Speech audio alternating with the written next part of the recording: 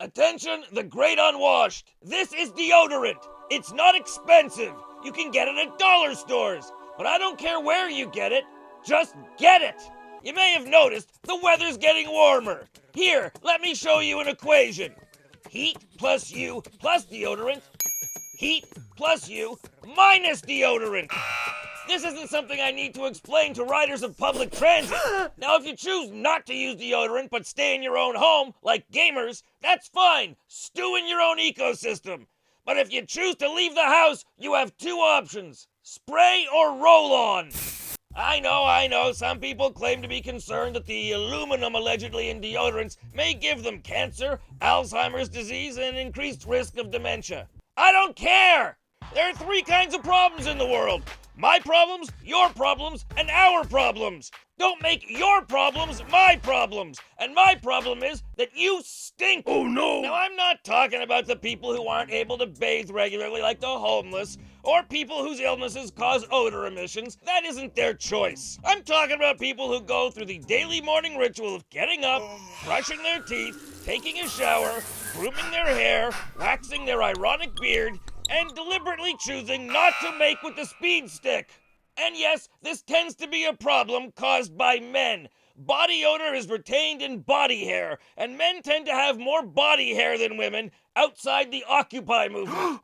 And then, as if foisting their odor on us isn't inconsiderate enough, they force us to face a second stinky experience: telling them they stink. Nobody wants to be the one to step up and have that awkward conversation, so nobody does, and the festival of funk continues. And hey, why should they stop stinking if no one steps up to tell them to mind their pits? When it comes to body odor, endurance can be seen as implied consent. But think about this. If someone reheats a tuna casserole in the microwave at work, there's no hesitation in telling them, "Hey Joe, your lunch stunk up the office." Or if a coworker passes gas, there's rarely hesitation in saying, "Oh, come on, Anna, that was gross." But when someone walks around all day, every day, as the sum of all farts, we hold our tongue and our nose so we don't hurt their feelings? Does this make any sense? Workplaces, malls, restaurants, lots of places have banned people who use perfume or cologne because of the ill effects on those sensitive to strong scents. But we let stink go unregulated? You think passing by a guy who smells like old lunch is somehow less dangerous than Old Spice? And how many jurisdictions have passed no smoking laws due to the dangers posed by secondhand smoke? Yet secondhand stench is okay? Somehow we've come to accept the idea that it's better to endure the olfactory assault than possibly hurt the feelings of the purveyor of PU. Hey, it's nice to consider others. Where was their concern about us when they decided not to wear deodorant? And make no mistake, not using deodorant is a conscious decision. Like wearing a turtleneck, it doesn't happen by accident.